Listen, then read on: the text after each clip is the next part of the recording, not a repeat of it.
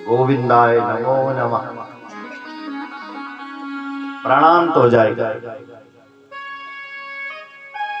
इसलिए महादेव आदरणीय है, अनुकरणीय नहीं है। जो महादेव कर सकता वो हम कभी नहीं कर सकते महाराज।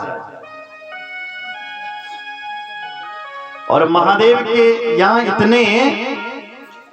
इतना अच्छा घर है उस महादेव का कि महादेव के यहाँ कोई दुश्मन भी आ जाए तो वो भी वहां अपना बन जाता है। सुन रहे हो? महादेव का दर्शन करो, कैसे हैं महादेव। गले में उस महादेव के सर्प हैं। ग्वरोच महादेव का गला मान लटके जिगेंद्र हार। और महादेव को एक बेटा जो मुसम्मती बैठने लगे, चूहे के ऊपर बैठ रहा है। कौन? गणेश। और महादेव के घर पर चूहा भी है और सर्प भी है, दोनों है। सर्प यदि चूहे को देखता है तो जिंदा नहीं छोड़ता, मार देता है। और आप देखेंगे तो महादेव के घर पर सर्प भी रह रहा है। सुन रहे हो? ध्यान से देखो जरा, महादेव के फोटो लगी है, कहीं नहीं लगी होगी। महादेव के सिर पे आप देखोगे तो जटाओं में महादेव की गंगा है। सुना है ना ऐसा कि महादेव की जटाओं में गंगा रहती है, क्योंकि गंगा माता ने भगीरथ से कहा था, ए भगीरथ, मैं तेरी तपस्या से तो प्रसन्न हो गई, मैं धरती पर अवश्य आऊंगी, पर मुझे संभालने वाला कौन व्यक्ति है पहले उसे खड़ा कर। मैं धरती पर आऊंगी तो तबाही मचा दूंगी, यदि कोई मेरे वेग को संभालने वाला है तो तब मैं आ सकती हूँ। तब भगीरथ ने महादेव की तपस्या करी। महादेव ने प्रसन्न होकर के कहा, मैं संभालूंगा गंगा को। तो पूरी गंगा को महादेव ने अपने जटाओं में समा दिया। केवल एक बाल तोड़ा अपना, और उसी से ही वो भागीरथी गंगा धरती पर आई। और सारी गंगा महादेव की जटाओं में। इसलिए मेरी तरफ देखो, महादेव की जटाओं में क्या है? गंगा। और थोड़े से आप नीचे आएंगे तो महादेव की जो तीसरी आंख है उसमें है आग, अग्नि है उसमें। बताओ, गंगा, पानी और आग क्या एक जगह रह सकती है? बिल्कुल नहीं। महादेव के यहाँ अग्नि भी है मस्तिष्क पर, और सिर में गंगा है। गंगा लहरा रही है सिर में, अग्नि धक धक करके जल रही है, आंखें बंद है तीसरी, उसमें अग्नि भरी हुई है महादेव। बताओ, अग्नि और गंगा जिसके घर में रह रही है, जिसके पास है, ऐसा है महादेव। बोलो जय श्री राम। और ध्यान से आप देखोगे तो महादेव के मस्तिष्क पे चंद्रमा है, और थोड़े से नीचे देखोगे महादेव को तो महादेव के गले में जहर है, क्योंकि समुद्र मंथन से जो जहर निकला था वो महादेव ने पिया और अपने कंठ में लटकाया, तब से उनका नाम नीलकंठ पड़ गया। ये कथा मैं आपको आगे सुनाऊंगा। तो कंठ में उनकी जहर है और मस्तिष्क में चंद्रमा है, और चंद्रमा के पास अमृत होता है और सिर के ऊपर अमृत है। अब बताओ, अमृत व जहर क्या एक साथ रह सकता है? बिल्कुल नहीं। पर महादेव के घर में अमृत भी रह रहा है और जहर भी रह रहा है। ऐसा कृपालु कौन है जिसने सबको जगह दे रखी है? महादेव बैठता किसके ऊपर है? बैल के ऊपर। महादेव की जो अर्धांगिनी है वो शेर के ऊपर बैठती है। बैल और शेर इकट्ठा नहीं रह सकता। महादेव के घर में रह रहे हैं। सोचो जरा, ऐसा देव कौन हो सकता है जो सबको जगह देता है?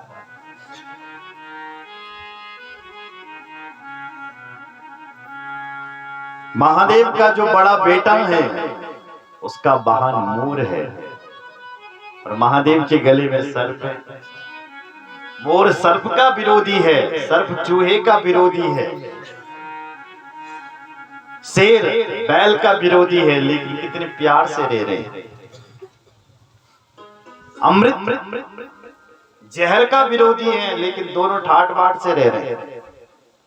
गंगा जल आग का विरोधी है, यदि आग जल जाए तो गंगा जल फेंक दो, पानी फेंक दो तो बुझ जाती है आग, लेकिन वहां आग भी जल रही है और गंगा जल भी चल रहा है।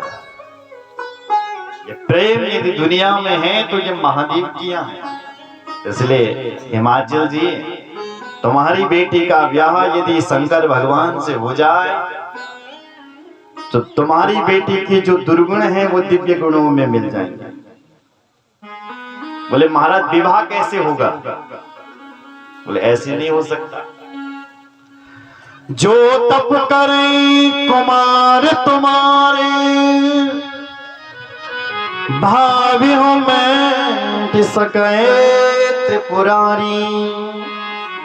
यद्यपि वर अनेक जग माही, यह कहां शिव तज दूसर नहीं। जो तप करें कुमार तुम्हारी, महादेव को पाना है तो सरल बात नहीं है, तुम्हारी बेटी को तपस्या करनी पड़ेगी, क्योंकि महादेव भावी को मिटाने वाले हैं, प्रारब्ध को मिटाने वाले हैं। यद्यपि वर अनेक जग माही, वैसे तो वर तो दुनिया में बहुत हैं, पर लेकिन तुम्हारी बेटी के लिए महादेव के अतिरिक्त कोई वर नहीं है। इसके हाथों में ऐसी रेखाएं लिखी। इतना कहकर के नारद उठ करके चली गया। अब माँ बाप क्या करे? कुछ दिन बीते घर में।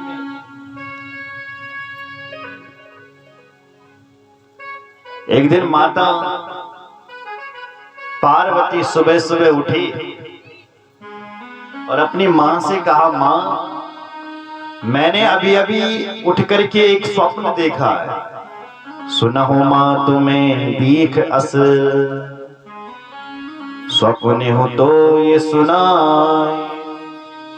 सुंदर गौर सुविप्रवर, अस उपदेश तुम। हे मां, मैं जब उठी हूं तो मेरे स्वप्न में एक गौर ब्राह्मण आया जो गोरा सा था, उसके सफेद वस्त्र पहने हुए थे और वो मुझे उपदेश कर रहा था, मेरी मां कि बेटी तप करो, तप करो, तप करो, तप करो। मुझे लगता है मेरी मां की गुरुजी ने भी यही कहा और स्वप्न में आए हुए किसी संत ब्राह्मण ने भी यही कहा। मुझे लगता है कि मुझे तप करना चाहिए, करना चाहिए। माता पिता ने देखा कि हमारी बेटी ज्यादा ही जिद कर रही है, तो माता पिता को यह मत अच्छा लगा। माँ तो पितई पुनि यह मत भावा, तप सुख प्रद दुख दोष न सावा।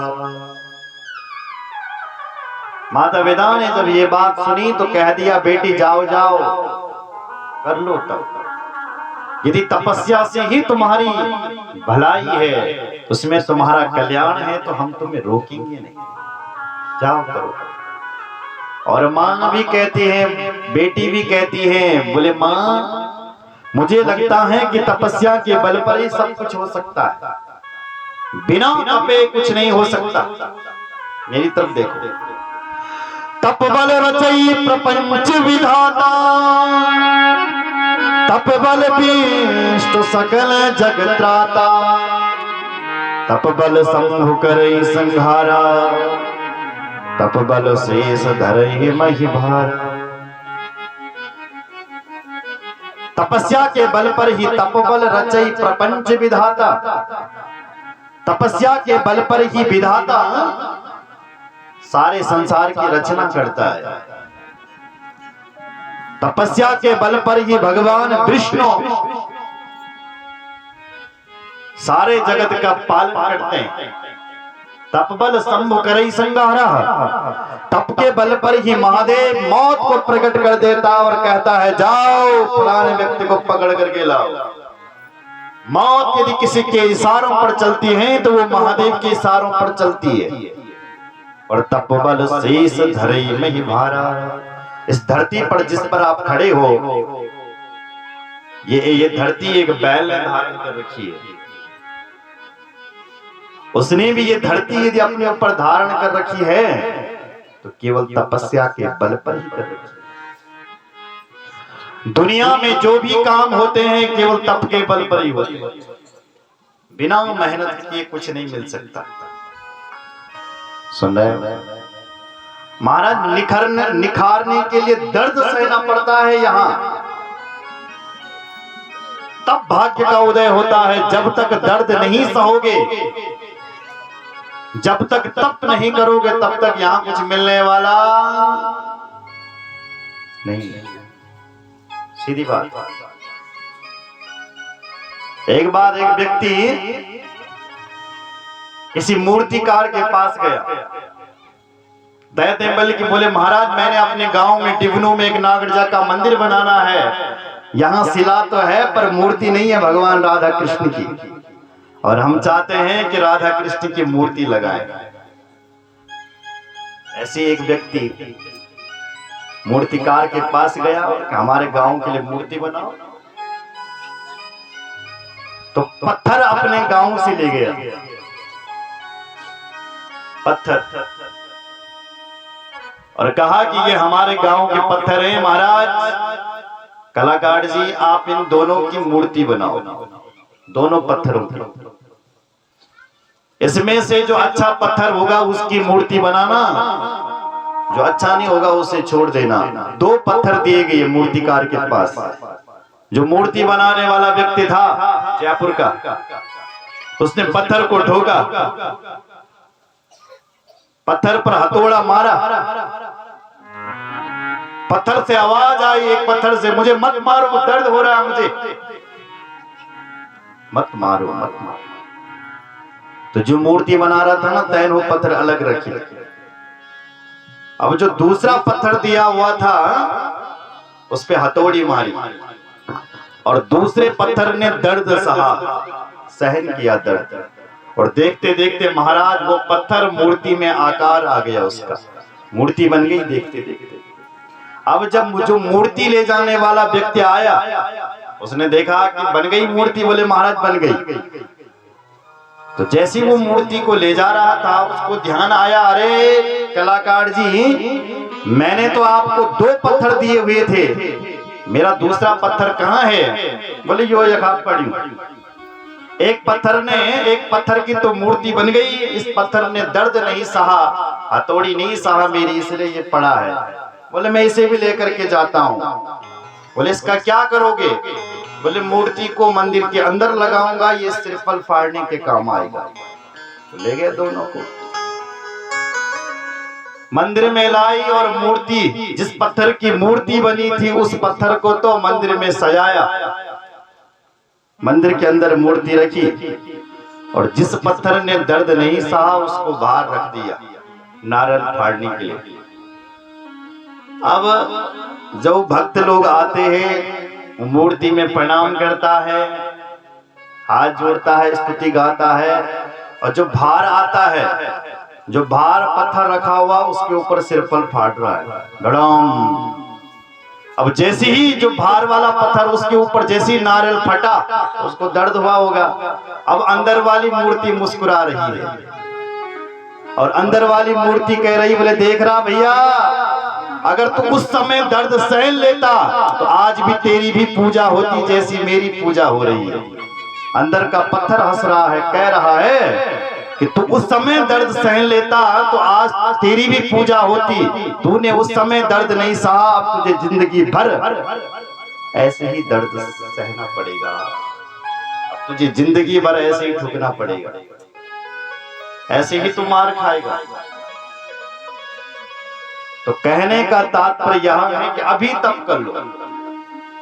अभी जो शरीर हमें मिला हुआ है, ये शास्त्र, सारे धर्म शास्त्र एक ही बात कहते हैं कि ये शरीर खाने पीने सोने के लिए नहीं, ये शरीर अपने को जानने के लिए मिला हुआ। ये तो साधन है सब। घर है, मकान है, गाड़ी है, ये सब साधन है। इनको छोड़ करके भी जब तुम्हारा शरीर काम नहीं करता है तो ये दुनियादारी सब घर परिवार सब साथ छोड़ देते। तब हमारे जितनी कथा सुनी हुई, शुभ काम किए हुए सब उसी समय काम आते। इसलिए अभी भगवान की तपस्या में लग जाना चाहिए। संसार का कोई भी काम करते हो, आज माता पार्वती भी लग गई महाराज। सुनत बचन विस्तृत महतारी, माँ बाप के वचन सुने, तपस्या करने के लिए चल पड़ी। वन में गई है और कठोर तप कर रही है। और धरि उमा प्राणपति चरणा, जहाँ विपिन लागी तप करना। अति सुकुमार न तनु पत्र जोगो, पति पद सुमिरे तज शुभ भोगो। उर्धारी उमा प्राणपति चरणा, महादेव का चिंतन करती हुई तपस्या कर रही है। लिखा है कई संवत्सरों तक इन्होंने तपस्या की, लगी हुई है तपस्या में। कुछ माताएं अपनी नींद में लगी हुई है पिछाड़ी, कहना घोर की नींद तो नहीं होनी। तबला बजाओ भाई।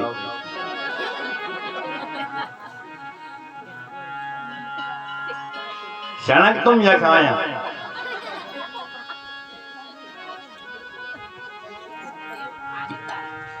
बोले कृष्णचंद्र भगवान की जय। आइए एक भजन करते हैं। बोले रामचंद्र भगवान की जय। थोड़ा और तरीका रवा।